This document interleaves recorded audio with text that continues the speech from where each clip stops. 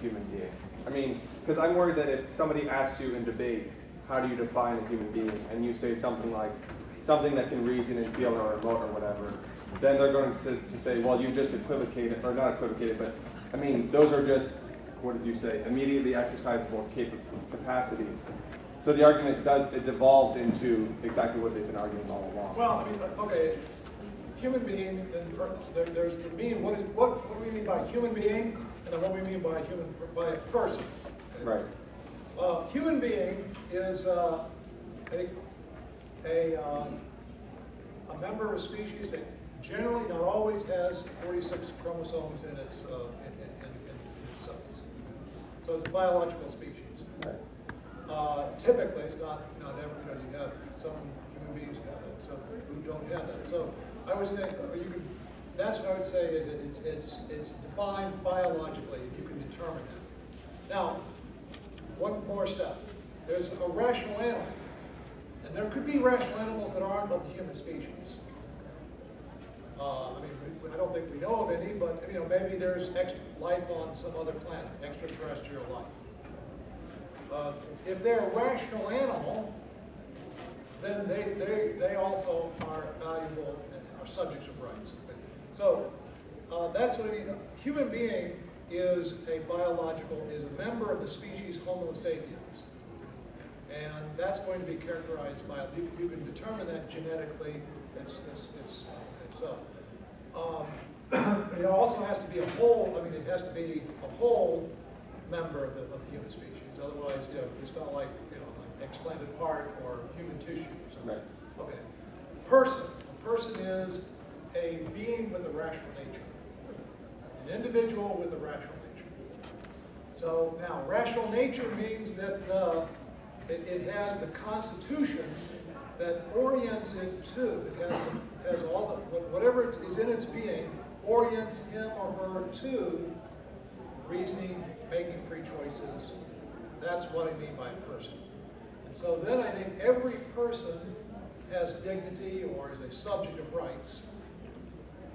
That would mean, so that's going to include angels and God, possibly other extraterrestrial beings, and every human being. Human beings, that's a biological term. Now, of course, let me add, sometimes people will use the term human being to be synonymous with human person. And so sometimes sometimes human being means more than a biological term. But that's the way I use it is it's a biological term. Okay? So you go down the list and say, okay, look, we've got evidence. We have evidence that embryos, that say a one-celled zygote, a human zygote, is a whole human organism. Okay? We also have evidence that this is a being who is a subject of rights because it has a nature orienting him or her to the stage where he or she will shape his or her life by free choices. And one comparison would be, look at that 6-week-old baby. Now, of course, some philosophers will say a 6-week-old baby is not a person, but most people still recognize that you should not kill 6-week-old babies. But a 6-week-old baby cannot right now reason and make free choices. Why is a 6-week-old baby a subject of rights? Because he or she has a rational nature. Because he or she has a nature, as an internal constitution, orienting her to the stage where she will do all that. The same being who said, well, I once was a toddler, I once was a fetus, I once was an embryo. That was, the word I refers to the person. So that's the idea. I don't know, not sure if this is really a question so much as a request for you to maybe expound a little further or maybe do another talk someday.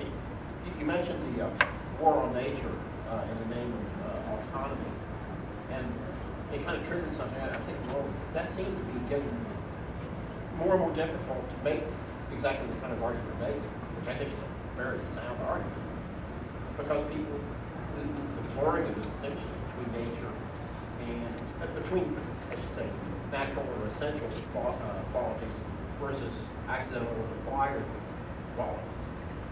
You know, people say, well, Bradley / Chelsea Manning, take an example. You know, well, I'm a woman because I feel like a woman. I want to be a woman. Yeah. Heck with nature. Or clothing. You know, as we move into human clothing, we substitute the manufacturer artifice model for the creative natural model. It seems, you know, what's sad to me is it seems to gain influence really, really fast, and it's almost like people don't understand the distinction between nature, between substantial and accidental, between natural and acquired.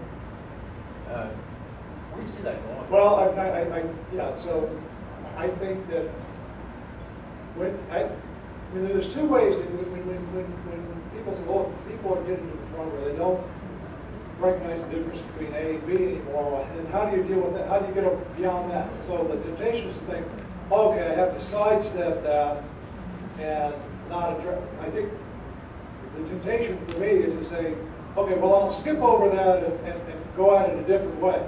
I don't think there is a different way. I think you have to go back and say, well, you have to show them that there is a difference between A and B. So you have to show them that there is a significance to real differences that are there prior to our choices.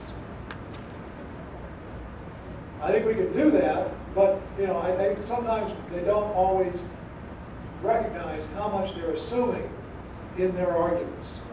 And you show, well, look, that argument assumes that that the difference between what a thing is and its attributes is not important. And then they might say, well, what do you mean by what a thing? okay, but then you say, well, here's why that's important.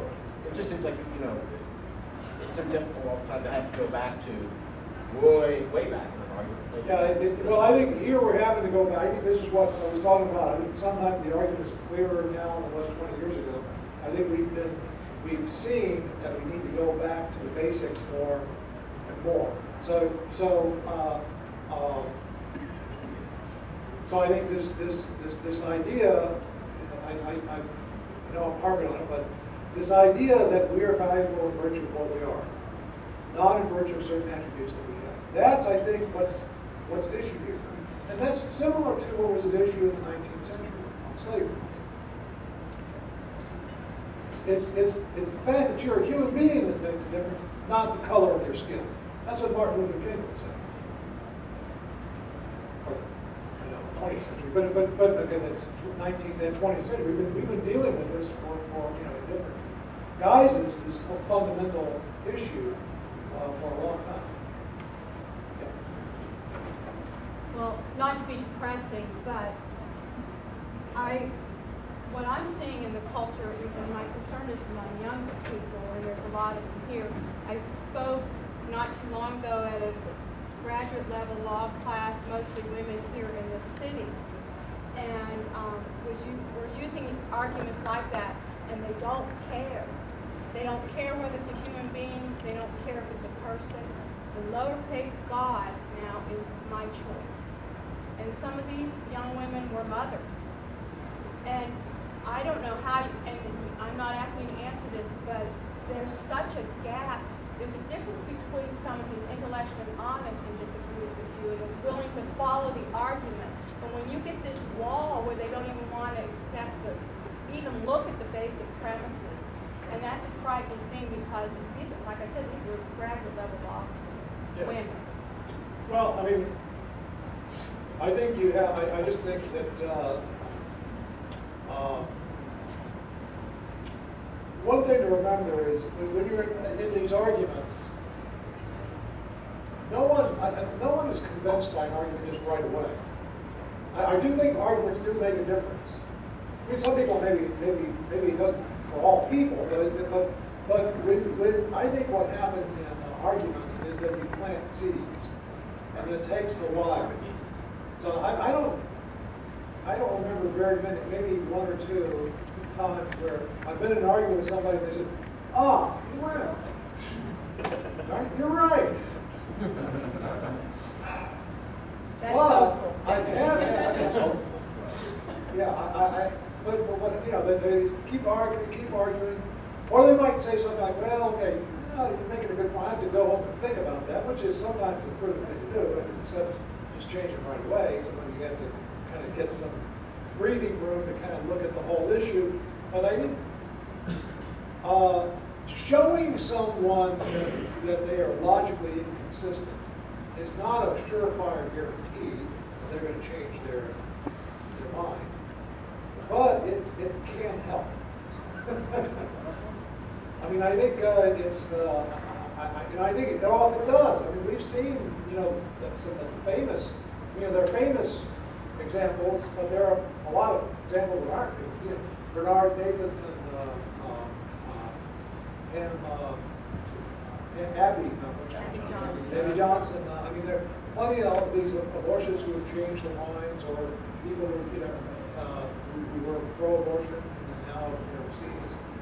But when you talk to them, a lot of times it's the logic. The logic does make a difference. Now it doesn't act as quickly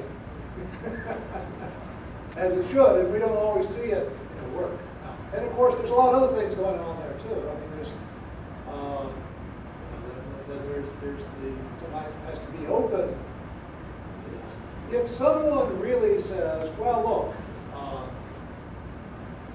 I know this is killing somebody else, and I know that's morally wrong, but I don't give a damn. There's not much you can do with that in terms of that.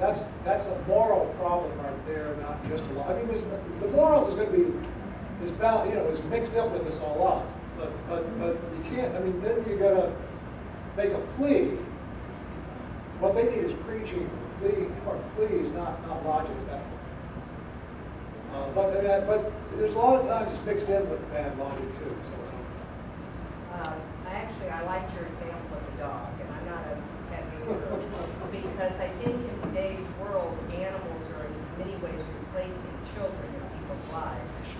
And I had heard a little story of a young mother at a playground with her 3 little girls playing, and a woman coming up with one of her dogs with a bow in the hair, and comparing her love for her dog with this mother's love for her children, and how she celebrates birthdays, and the mother trying to insist that I understand you love your dog, but it's not the same kind of love, and this woman getting very upset and saying, how can you say that? And she said, because if my daughters were starving, I would kill your dog to feed them.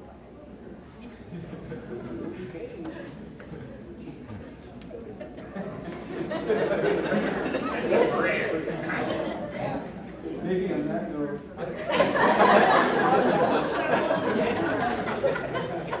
I think the president is with us on that. Is there time? Go ahead, sir. Is there time for one more quick question? Yes, I think so. Please. Yeah, I was just going to make something, a quick comment. What you were quoting from is not, let's see, the Declaration of Independence, is the Bill of Rights. I get that mixed up too. Sometimes I have to look back about we hold these truths to be self-evident. That is the Declaration. It is the Declaration. It is the Declaration. Are you sure? Yes, it is. Okay. I stand corrected myself. There's a lot of good things in the Bill of Rights, that's it, yeah. But Today's Declaration is But the gentleman makes a good point about we're endowed by our Creator, yeah. not by our government. Right, yeah. That's the other part of it, yeah. Yeah, thank you. Dr. Lee, thank you very much.